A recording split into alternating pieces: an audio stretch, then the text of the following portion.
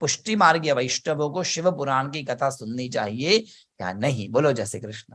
यदि पुष्टि मार्गीय ठाकुर जी के भक्त भगवान कृष्ण की इस कथा को सुन लेंगे तो क्या अन्याशय होगा? एक ऐसा प्रश्न है। बोलो जय श्री कृष्ण। अच्छा प्रश्न। आप भी पुष्टि मार्गीय है, जिन्होंने आयोजन करवाया, सागर जी को यहाँ बुलाया, और जिन्हें सागर जी कथा कर रहे वो भी पुष्टि मार्गीय है। बोलो जय श्री कृष्ण।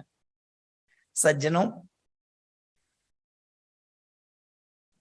गुल्फी या आइसक्रीम बेचने वाले, गुल्फी या आइसक्रीम बेचने वाले कभी बर्फ के गोले की दुकान पर जाकर खड़े हो जाए, इसका मतलब ये नहीं है उनको बर्फ अच्छी लगती है। वो जा सकते हैं, जाने में कोई भेद नहीं है। सज्जनों, शास्त्र, पुराण, वेद पढ़ने के पीछे रहस्य इतना ही है, तात्पर्य इतना है कि बस मेरा मार्ग प्रशस्त हो, मैं जिस मार्ग पर हूं वो मार्ग मेरा दृढ़ हो जाए। यहां पर शिव की कथा कहने से मतलब ये नहीं है कि शिव की ही कथा हो। शिव की कथा कहने से ये मतलब है कि हम जिस परमात्मा को प्रेम करते हैं उस परमात्मा तक पहुंचने के साधन क्या है। आप शिव पुराण पढ़िए या आप भागवत जी पढ़िए, आपको साधन बिल्कुल एक जैसा दिखेगा।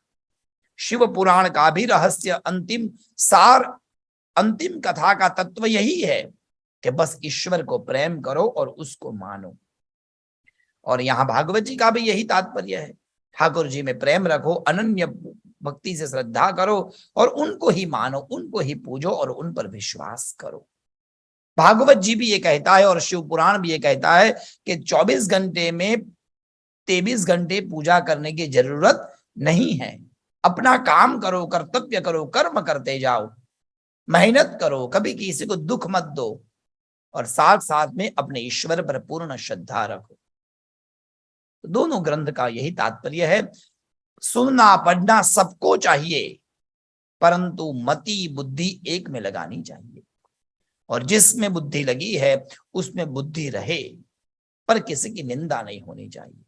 ये समझ पुष्टि मार्गीय वैष्णव अथवा तो वैष्णव विष्णु भगवान के भक्त शिव पुराण की कथा सुनने के बाद में उसको ये दृढ़ता होनी चाहिए, क्या बात है, हमारे भगवान कृष्ण का ही एक अंश है शिव। जी, अंश इतना है ताकतवर, तो हमारे प्रभु कितने दिव्य अलौकिक होंगे। जिस भगवान की माया इतनी दिव्य है तो वो कितने दिव्य होंगे। कोई अच्छे घर, सुंदर सजाए हुए घर के घर वाले के वहां जाओगे तो हमको वही विचार आता है, इतने अच्छे घर में रहने वाले कितने अच्छे होंगे, इतने अच्छे घर को सजाकर जिसने रखा वो कितने सुंदर होंगे।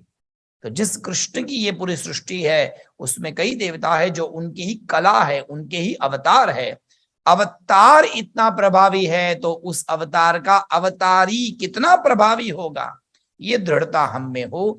इसलिए प्रत्येक शास्त्रों का व्यक्ति को अध्ययन जरूर करना चाहिए, उसमें कोई अन्याशय नहीं है, इसलिए जरूर कथा सुननी चाहिए, वहां कोई गलती नहीं। हाँ, परंतु प्रेम उसमें होना चाहिए। ऐसा नहीं कि हमने भगवान शिव की कथा सुनी, शिव जी अच्छे लगे तो जो घर जाकर कृष्ण भगवान को रिटायर कर दिया ना, ये नहीं होना चाहिए।